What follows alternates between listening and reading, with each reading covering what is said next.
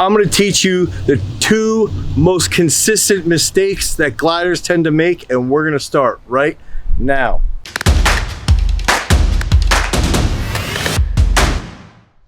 What's up, everybody? It's Dave Miller from throwsuniversity.com, and if you are interested in learning about the glide, you want to learn about the shot put rotational technique, and you want to find out more information behind discus throwing and anything else related to strength training and throws-based training, make sure you comment down below with whatever problems you're dealing with, and try and like, subscribe, and ring that notification bell.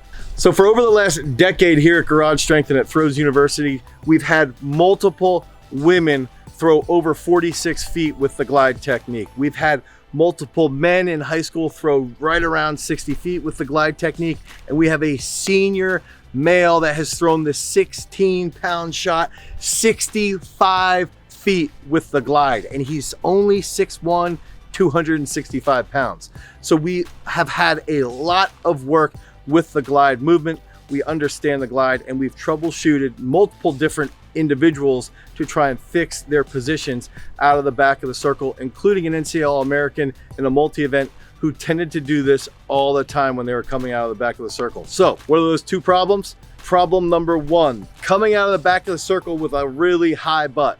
We want to make sure that when we get out of the back of the circle with the glide technique, we want almost an exact 90-degree angle between at our knee joint to our hip.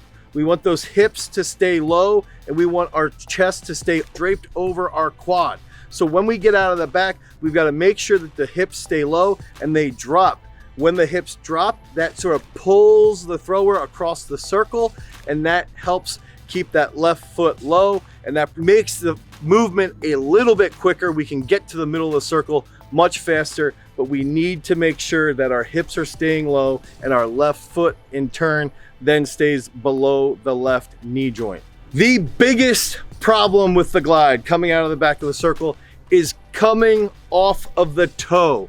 So a lot of athletes early on will immediately start to come off of the toe when they're exiting the back of the circle with the glide technique. We've got to recognize as coaches and as athletes in general that it's very, very important to come off of the heel. Think about our first tip here was to keep those hips low, keep that 90-degree angle in the knee joint, keep those hips low, and keep that left leg with the left foot below the left knee. Now, to sort of build off of this, when those hips drop, now we can let the hips drop even further. If we were coming off the toe, it gets to a point where we would have to extend the knee up to give us more time. But now, we're gonna actually be dropping those hips over a longer period of time. That's gonna lead to a very nice stretch shortening cycle in our hamstrings, which will then be pulled in rapidly, and we will plant in the middle, but we've gotta come off of our heel out of the back of the circle. We cannot come off of our toe. If we come off of our heel, that right leg's gonna move rapidly. We're gonna ground first with that right foot, and we're gonna smash that throw. 2 key drills that we like to use to hound this into our gliders. That first drill we call the Leif drill. It's named after Leif Arrhenius. We saw him doing it, and this was before I ever even started working with him, is you get into that A position, you get that right foot set with the toe up, and then you immediately want to pull that right foot under you, ground with the right foot plantar flex when you land in the middle. So we're sort of forcing this long A position with an active right leg underneath right into the throw. The second key drill that we like to use is just use the A drill. Use the A drill to warm up. Feel that long drive out of the back.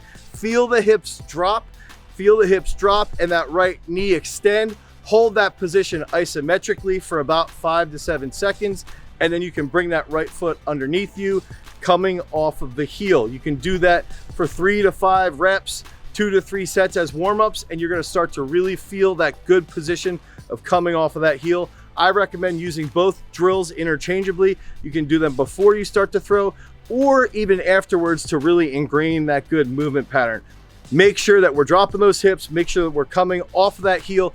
Use the Leif Arrhenius drill and the glide, use that A drill to learn better positions. If you want further information about the glide, click on this card right here. Until next time, guys, peace.